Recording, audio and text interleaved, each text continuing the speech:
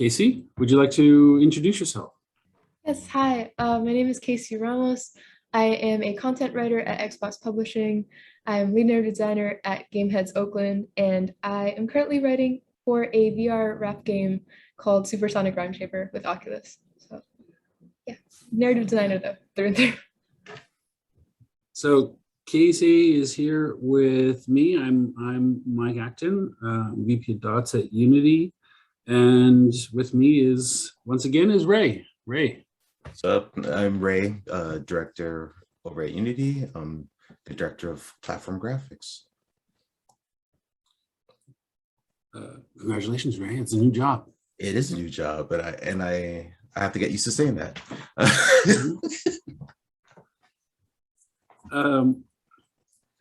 So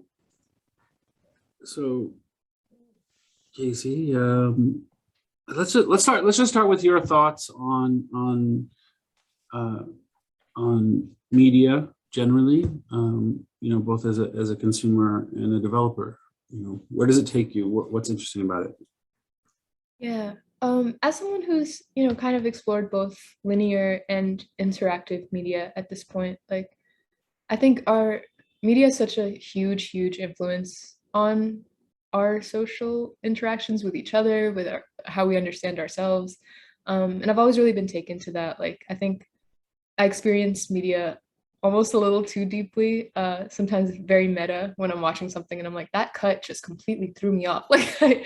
So I've always thought a lot about the ways that the things I consume affect me, how I feel after a certain kind of TV show, how I navigate a certain game world, and the kinds of choices you can make.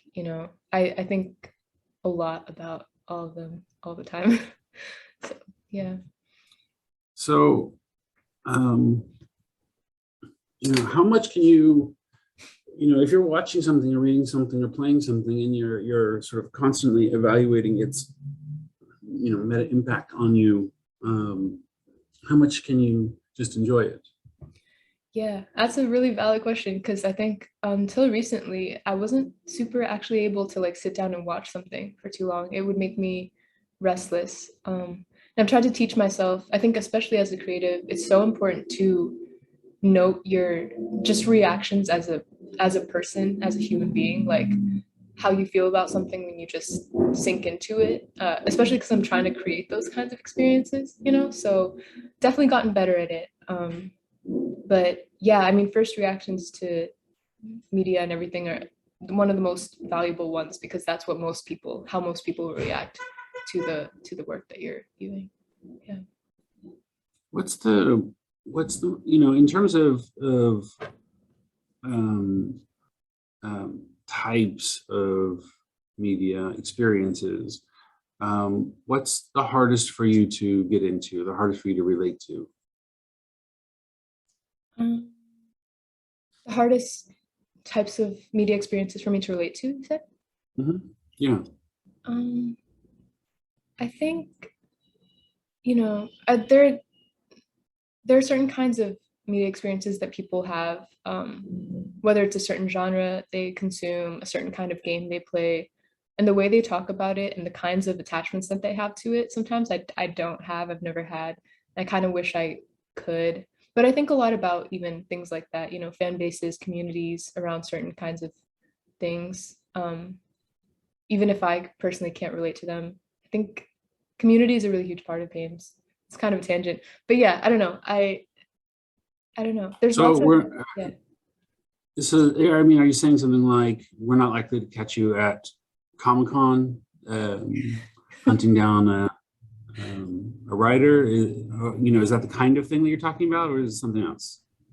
No, I was talking more about like, which I don't know if it was answering your question, but there's certain kinds of media that I don't have experiences with or attachments to, or experience the same way as other people. So there's kind of a rift in understanding certain communities and feelings towards certain kinds of media. Is there an example in your mind? Do you have a thought? Like, yeah, when I see this group of people like dressed up like this, I just don't get it. Like, is there a specific thought? No, I think of like some of the cult favorite movies or shooty games, which we talked a lot about before. I mean, let's name them. Like, I mean, Oh my are we gosh. talking about like Rocky Horror? Is that an example? Like, when I think cult favorite movie, I think Rocky Horror. Like, that Yeah, seems like the yeah. obvious one. Rocky Horror, Um, Pulp Fiction, Call of Duty. Like I can't feel anything. I wish I could, but I don't. Yeah. I feel that way about D&D. You know, everybody's Oh all into yeah. D&D, and I'm like, I don't get it. Yeah. I wish I could though. That one I really wish I could. But I, Yeah. Mhm. Yeah. okay. Is there anything that, you know, is it that, what is it about that experience that, you know, you say you wish you could, right? Yeah. So what is it that you think you're missing? Yeah.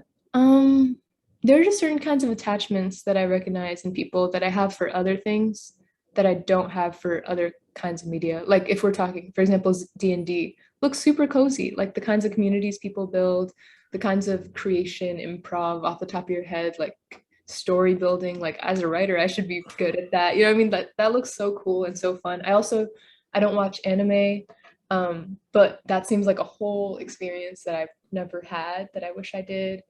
Um, just because I know how precious attachments to certain kinds of media are. Like I could go on about like Super Monkey Ball from the Wii or Sonic Zero Gravity from the Wii. Like I have such strong feelings about that. Um, but I don't feel them towards other like cult favorite type things, if that makes sense. But why is that? I'll ask you about Super Monkey Ball in a minute, but I'm wondering why it is that you feel there's something missing if you don't have that same attachment to things that other people do.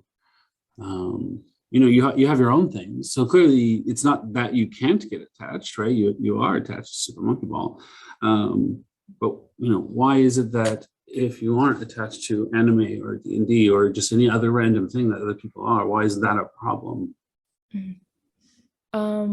Weird answer, but I just know that it tastes different, it feels different. My synesthesia reacts really strongly to different genres of music, of the kind of show I'm watching, the music, like things like that. So I just know that it's like a color that you haven't seen. You know how they talk about colors we can't see, or it's like going to a concert where everyone's screaming at the song and you just don't feel anything from the song. I just feel like I'm missing out on an experience that I could be having because I know it feels different. But I do know I get that feeling of community and satisfaction elsewhere. But part of me that wants to see all the colors feels like it's missing out a little bit. I mean, I get that on some level. I also see people who seem to enjoy standing in lines. I want nothing to do with that. I mean, they do it all day. Like I don't want whatever it is that they're getting out of it. I don't want it. Or people who seem to enjoy, moving a house. Whatever you like about this process, I don't want it. I do like I think the other part of it though is also, you know, sometimes you just want to belong to something too, right? And you see people are a part of a community and that they love that thing so deeply. You're like, oh, I think I'm missing out on that thing. Yeah, like Final Fantasy, another huge example. Like I have so many dear friends of mine who love Final Fantasy and talk about the quests they've gone on and like the experiences that they've had with each other. And I just haven't really played that kind of game in general. I've watched my brother from like the backseat play games like that, but I didn't in general have those kinds of interactions with people online when I was growing up. So seemed cool. Would have been nice. Let's go back to Super Monkey Ball. What's special about it? Oh my gosh. Yeah, I mean, in part, half of games is the experiences that you have with them, whether it's on your own or with other people. So like I played a lot with my siblings. We loved Wii games in general. I just have so many soft feelings to, I see the imagery and I just react really viscerally. Like they also had so many characters, like there was like a grandpa one that I always told my grandpa like he reminded me of because he kind of acted the same. And like the flowery girl with like the flower on the side of her head, I think that's where it was. I always identified with her. And something about that like very abstract world that wasn't really trying to do too much to approximate like real life, yet making a home in it, that's really cool to me. Like I love that games can do that. And I definitely felt home in that, you know, even though it didn't speak to like real life struggles or like class difference or anything, like we were just having fun and like little monkey balls and like playing with each other for a couple hours. And that kind of, it, you know, escapism, but not even, like we just got to really ground in that experience and spend time with each other. So I really miss that game. Yeah. You said you told your grandpa that he reminded you of the character in the game. How did he respond to that? Do you remember? Yeah, well, you know, he looked at it and it was a monkey, so he was like, "What the heck?" Like, what? I was like, "No, Papa, they're all monkeys." Like, but he has like the hair thing that you have, and he kind of walks the way you do. I continued to do that throughout my life. I kept showing them people that that reminded me of them, or like, "Oh, this Filipino game is being made," and like got really excited about it because growing up in my house, that was a big deal. You know, like I think American Idol had a Filipino singer, and my whole family just like consistently dialed in for that person just like all night. Like that meant a lot for us, you know.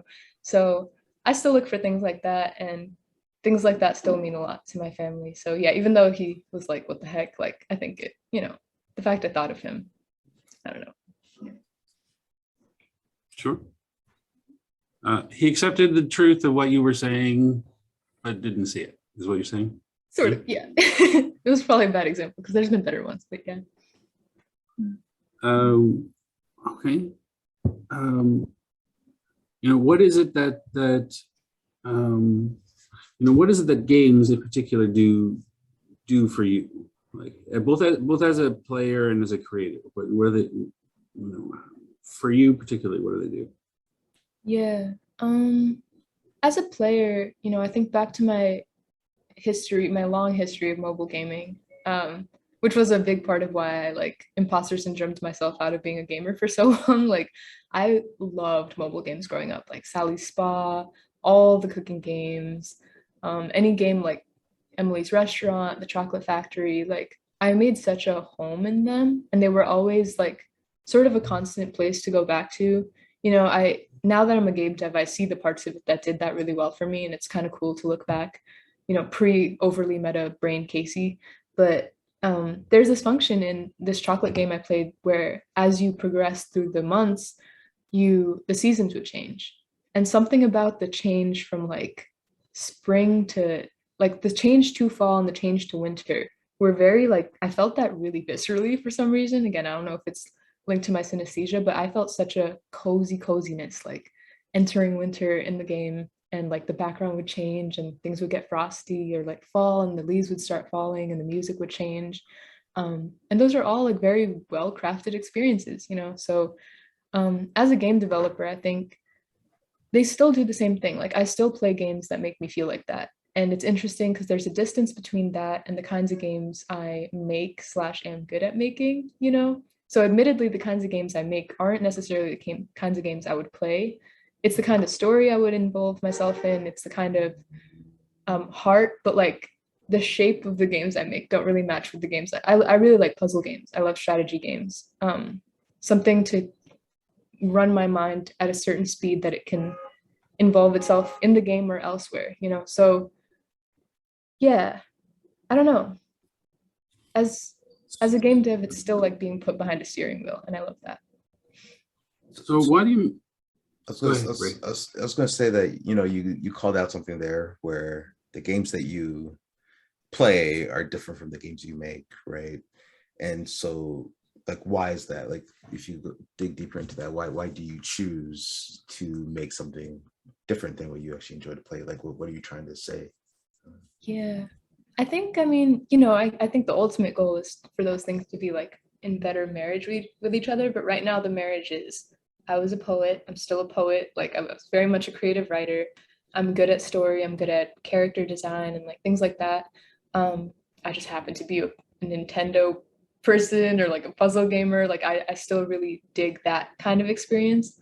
So, you know, I mostly watch playthroughs to the kinds of games I make, which is interesting. Part of that was like an income thing growing up. Like I just didn't have access to the consoles to play certain kinds of games. Um, but I love watching people play through games like that and experience the kinds of games that I also happen to make, if that makes sense. Like story heavy games. Yeah, I mean, that was a real dissonance for a while though. I was like, I wouldn't necessarily play a beat 'em up. You know, Stratum is the beat 'em up, the game I made with game heads. And I'm not a big beat 'em up person, but like I made a character that I love. I made a story that I love. So yeah, if anything, it's made me a little bit more elastic as a game dev and as a gamer, period. I don't know. I mean, I, not to inject my opinion here too much, but you know, I think that there's too much sort of artificial consistency with, you know, trying to find a marriage between the games that you like to play and the games, the types of games that you like to make. I don't think there's any reason for those things to be consistent. I think the thing that should be consistent is the things that you like to play should be represented in the making of the games that you are making. So, you know, when you say, I like playing puzzle games, I like playing strategy games, the elements of that play, I would expect to see in the making of the games that you are making, the process, that day to day, and less in the output of that. It doesn't matter what the output is of that. And so, yeah, I guess I don't see it as a bad thing or even an interesting thing, or that those two things are not the same. So I guess my question is, can you see any resonance between the games that you like to play and how you make games? Yeah, since you were saying that, I was actually like, yeah, that's pretty true. Like, I think the funnest part of game dev for me was sitting down. You know, one of my earliest memories of developing probably my first game, I was sitting down in this study hall, empty, and I had access to this projector on the screen. And I pulled up the game playthrough that the main person had sent me. And I had their code was just happened to be on the side, and the artist concepts were lined up. And I had my Celtics or whatever screenwriting software I was using open. And it was so exciting to me, just having so many things to do and so many things to acknowledge and in different ways and work with them to get to the end goal of writing the first script of the game or whatever, you know? And in a lot of ways, that's how strategy games work, right? There's like a spa section where you cut nails and the other section where you wash hair, and you have to marry these things and make a good shop or whatever. And I think that's how I see game dev, or that's how I like to see game dev. And that's what excites me about game dev, is that there's a section where someone's making some really dope beats, and there's an area where someone's drawing some really cool art, and somebody's thinking of the mechanics and what, you know, what keys are going to be used to do what in the game. And I'm fascinated by all of it. I happen to just be a writer, but I think it's all really cool. And in a lot of ways, that is like a strategy game, and maybe even a puzzle game. Yeah, it's like a big ass puzzle. You gotta Right. put it together. Right? Yeah, exactly. There's this kind of puzzle, you know, literal kind that you put together pieces, and that is made of just clear plastic. It's just, there is no image on it. It's just clear. And I very much think of development in terms of that metaphor. Like that is, and you know, even when you get when you buy a puzzle from the store in a box, you can be almost certain, you have very high confidence that all the pieces are there and that it will in fact eventually make a rectangle or whatever shape. You have somewhat less confidence that all the pieces are there and that they fit together. But yeah, I think, you know, finding that connection is more interesting. But the other thing that I note here is you know, when you talk about,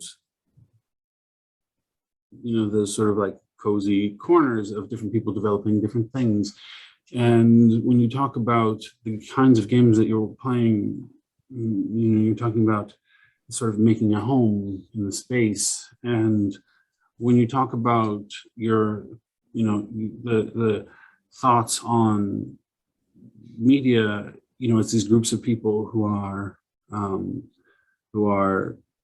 when you couldn't relate to them, this is sort of groups of people that are socializing and have that sort of home space. So there's that notion of home, I think, is sort of being weaved through everything that you're saying. So, why is that? What is about that for you? I have really, really strong feelings towards the idea of home, whether it's in the body, home, whether it's in your neighborhood, your family. I think partially because, as somebody who's gone into media, who was like trained in film and television, my concept of home did not match everyone else's concept of home, because the student body of film and TV where I went was very homogenous. And they all, when they created homes for their characters or pitches for their games, they all understood each other. And I didn't quite understand them. And I wanted to just tell my own story of home.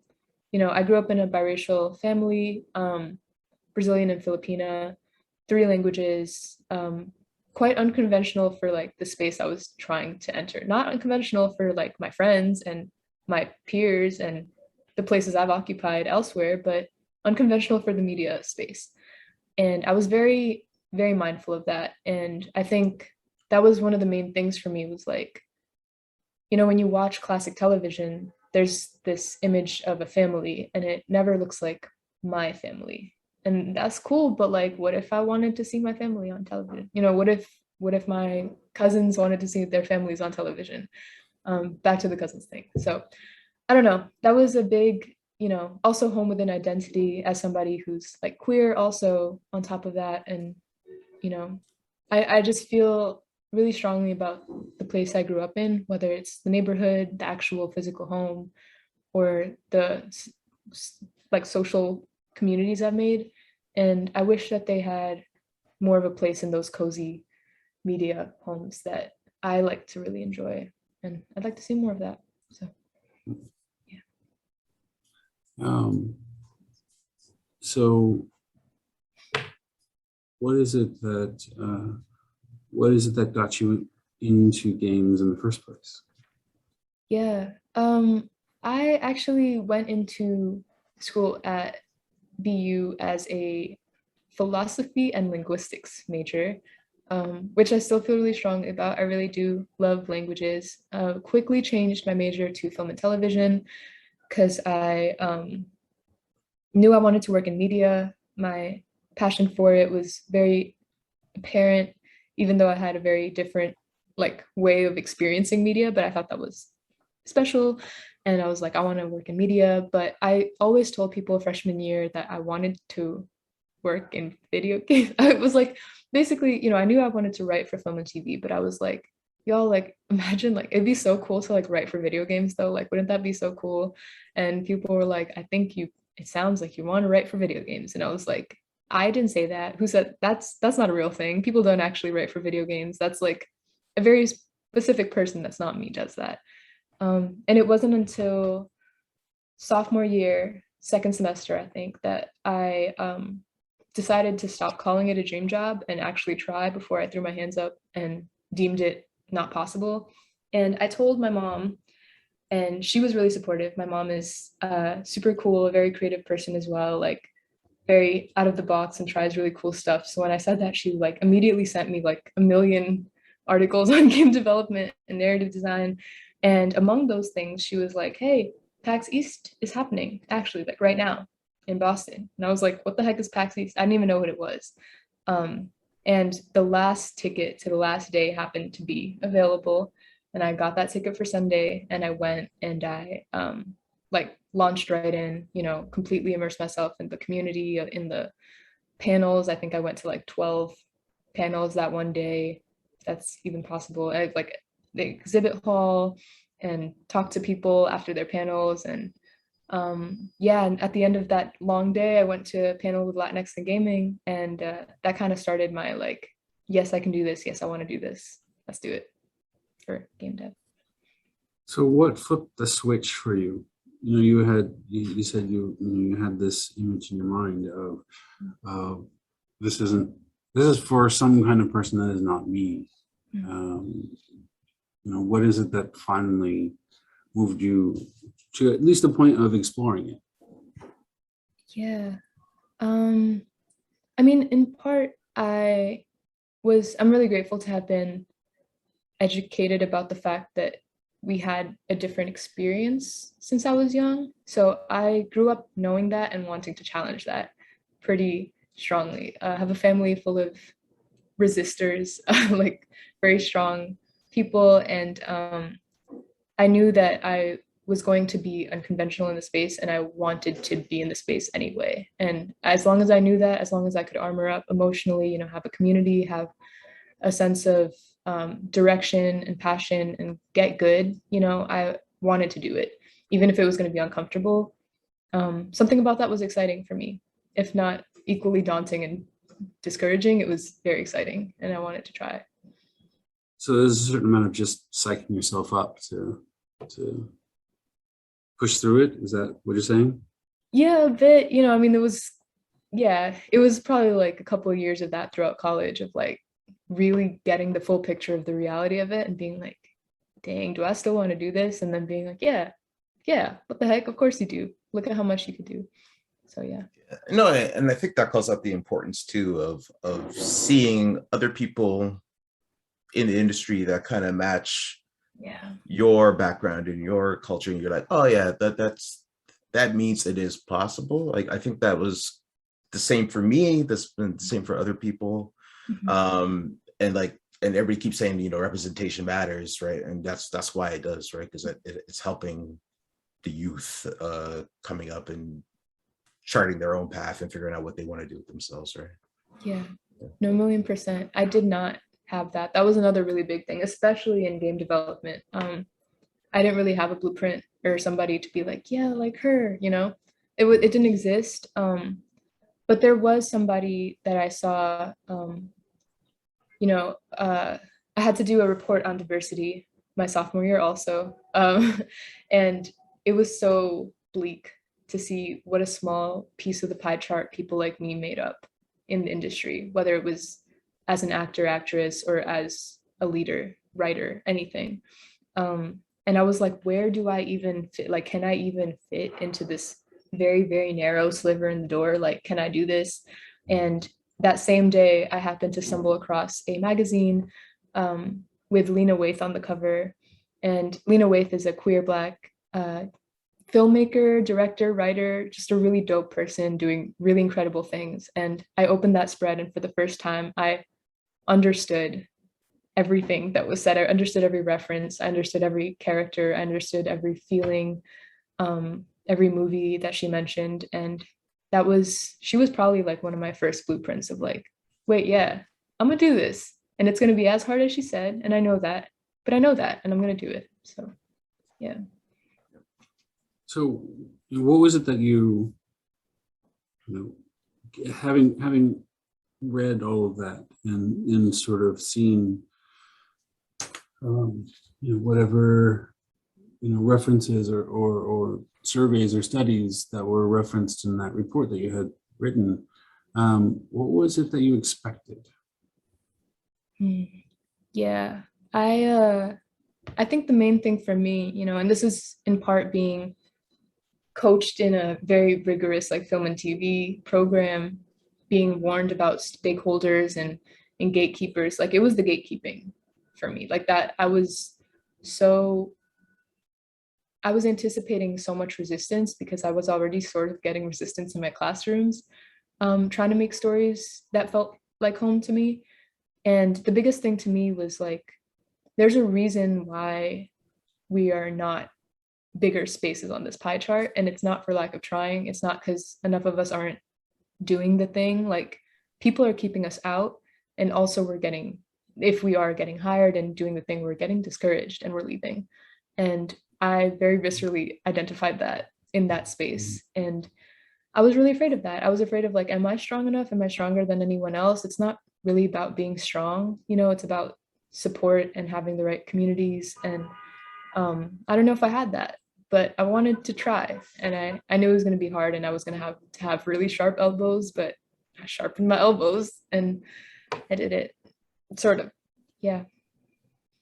What does that When you say support, what does that look like? What does that mean to you? Yeah.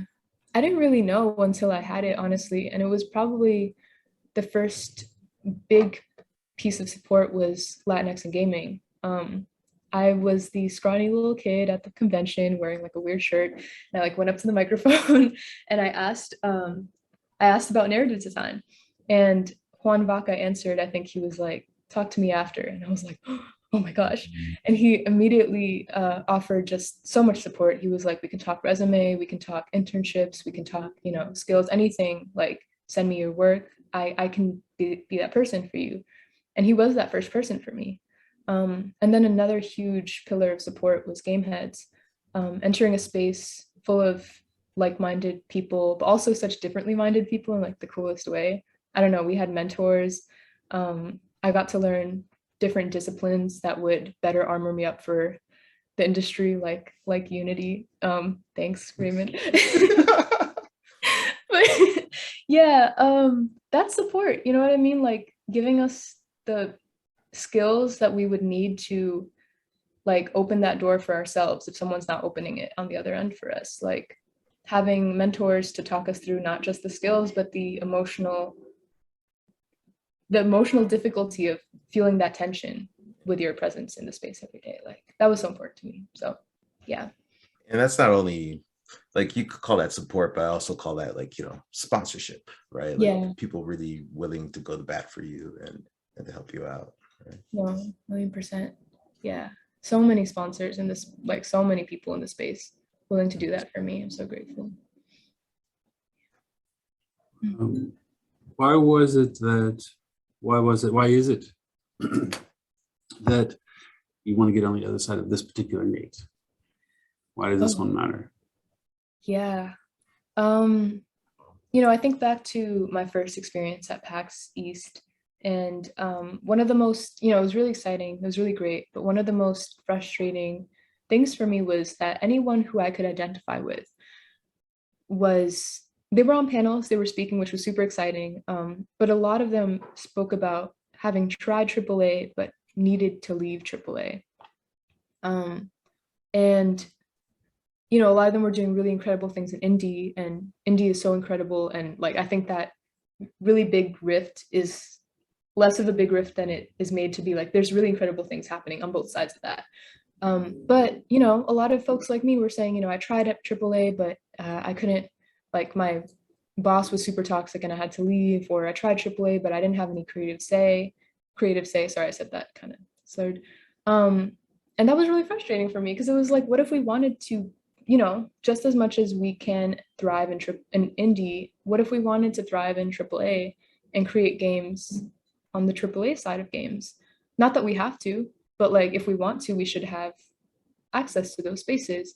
And it wasn't until the Latinx in Gaming panel that I saw anyone who I could identify with doing that, like being leaders in AAA spaces. And that was super, super dope to me. And yeah, I don't know, it was really important to see both of that, I think. Well, I mean, I think that we can agree that it's not that you have to, but if you want to, you should have that space, no question. But I want to know why you want to. Well, in part, it's the challenge of like, hey, why aren't these doors open yet though? You know, these are like, I could thrive and do really cool things in this space, but that door's still locked. Like, let me go see what's up over there. And you know, obviously there's a difference with AAA in terms of like, you know, there tends to be a bigger reach. More mainstream games tend to be AAA games. The platform is a little bit wider, bigger budgets, things like that. So it felt systemically disadvantaged to only be confined to this one space of indie and not be able to enact change or be creative freely in the AAA space as well. And, you know, in part, like AAA games are mostly what I grew up on. You know, I played a couple indie games, but I'm thinking of like my cousins, my siblings, my nieces and nephews. Like if I talk to them about AAA games, they recognize what I'm talking about, and that's what they're consuming and recognizing as like popular media. So to not see themselves in that space, to not be able to identify with that main popular media means something and does something.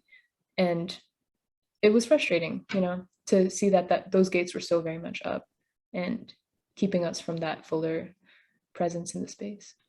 Like some people say like, the AAA's like much like Hollywood too, right? Like the AAA space is not exactly the bastion of creativity, or innovation, and it's really a lot of innovation, creativity happens in the indie spaces, right? So like, how do you reconcile that as a creative? Is it just about the pop culture and the size of the audience, or is it about the innovation and the creativity? Like, no, that's a really huge thing too, right? Because I wasn't trying to break into AAA to make should I name a game? No, we're just gonna say like big shooty game. Name a game.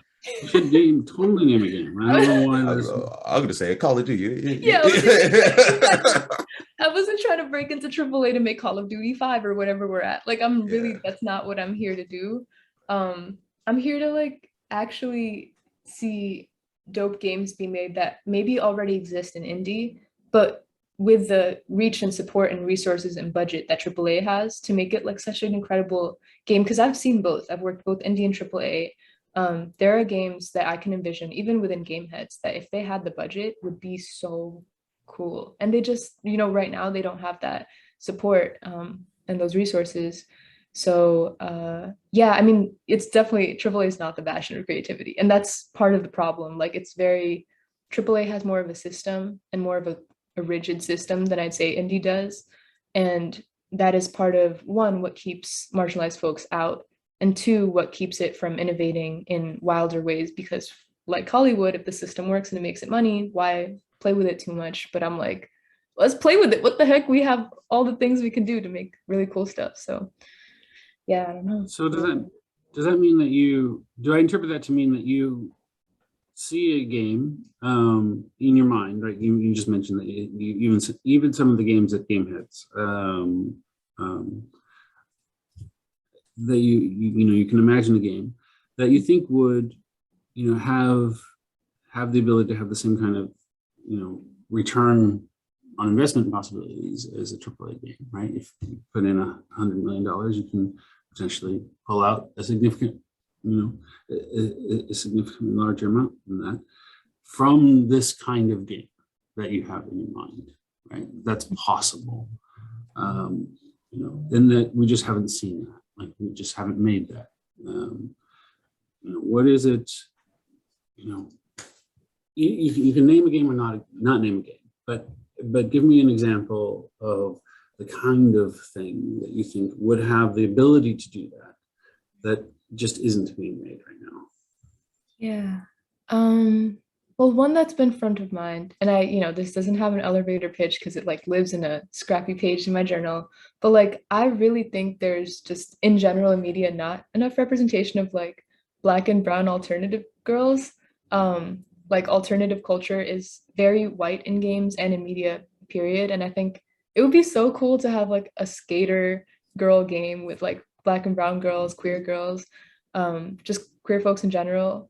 And I have so many concepts for that game that if I could, I would flesh it out. And I think it would be so fun and so cool. And honestly, games like that kind of already exist with different casts and different stories and different visuals and music, and it's not necessarily completely unseen or groundbreaking to try to make something that feels closer to a population of us that haven't really seen the front, like the limelight, I guess. I don't know. I'm also thinking of game heads games like Camino, High Siding, Stratum, which I made, which has like a capoeirista as our main character.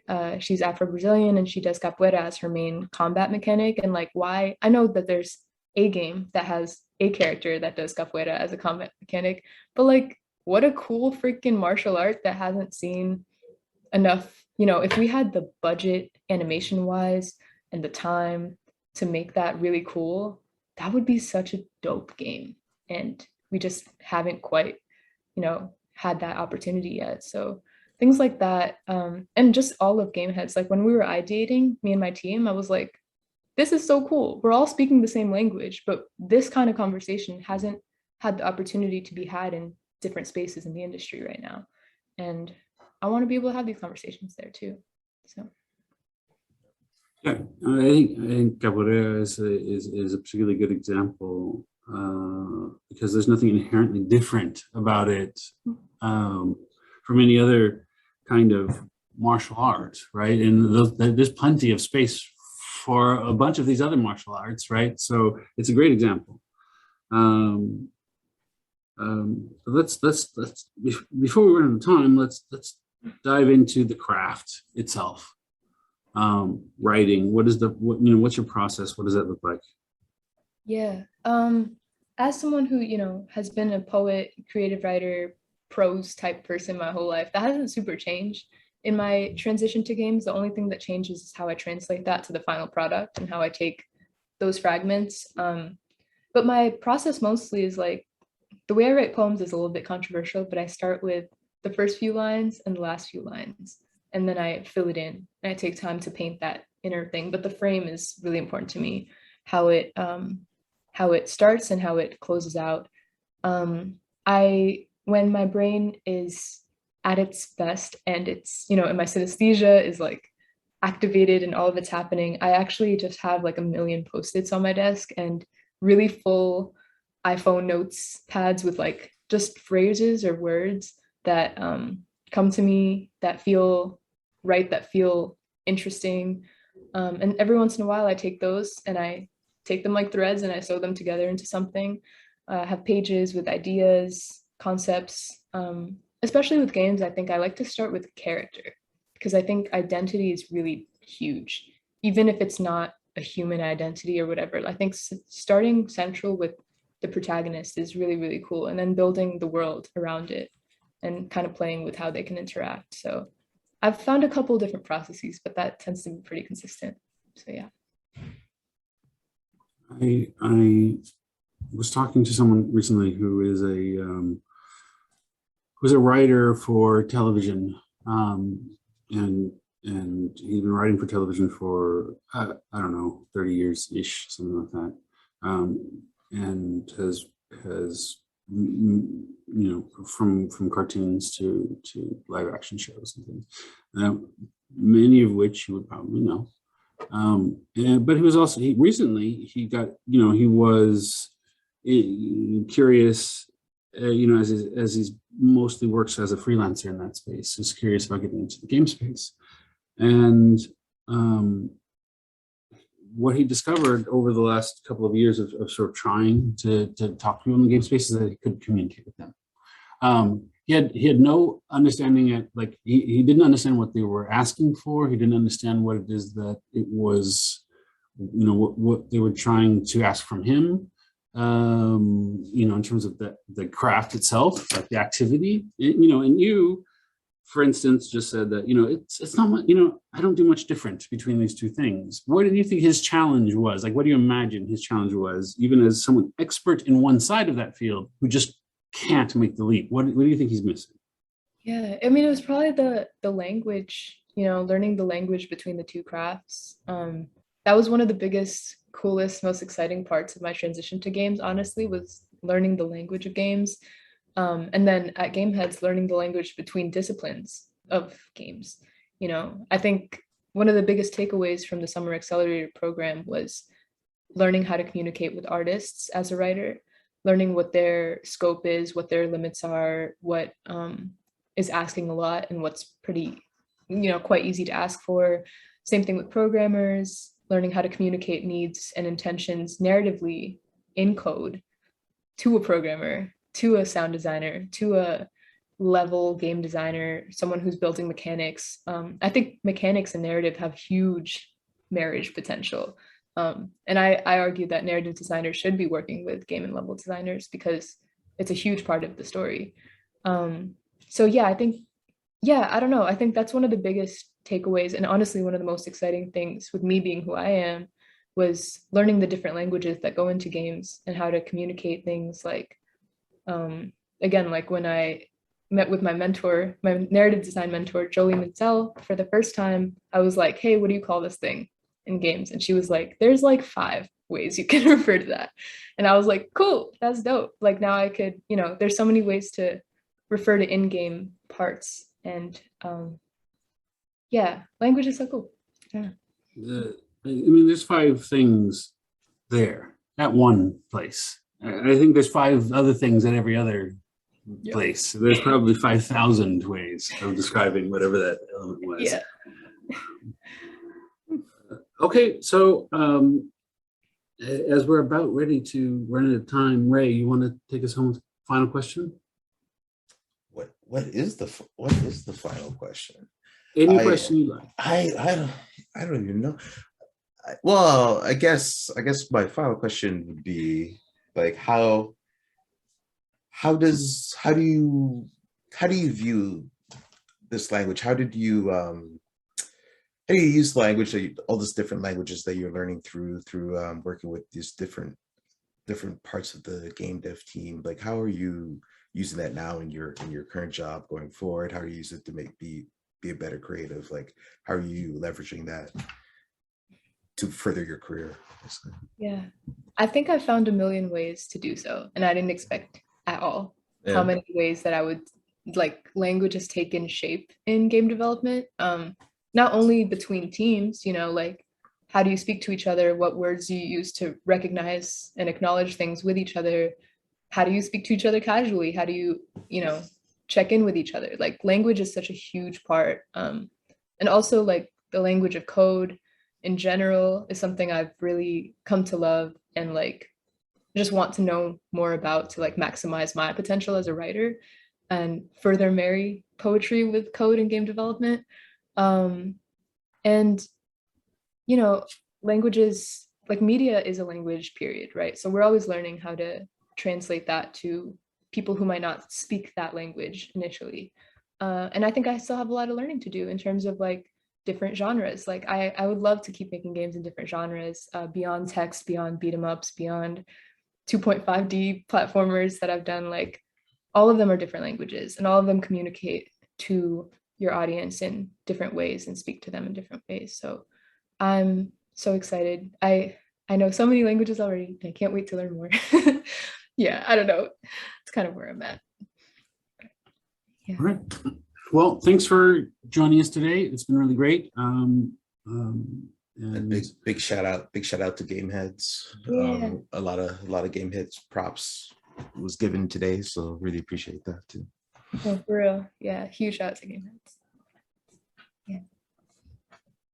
Okay, we're ending here. So that's it. We're done. Okay. Feel good? Yeah, I feel good. I hope I touched everywhere. Like I know we were referring to different parts of the conversation getting clued in. So I was like, and family, right? Yeah. So I hope that was cool. It's all good. Again, it's all about you. It doesn't really matter. Okay. Don't sweat it. Okay. Yeah. Was that cool? Was it good? What's going on? Yeah. That was great. It was as good as all the other ones. It was great. Yeah. Thank you. Okay, cool. I feel good. And it'll be on the Twitter, right? Wait, let me make sure. Will be. At some point in the future. Yeah. Okay. Yeah. It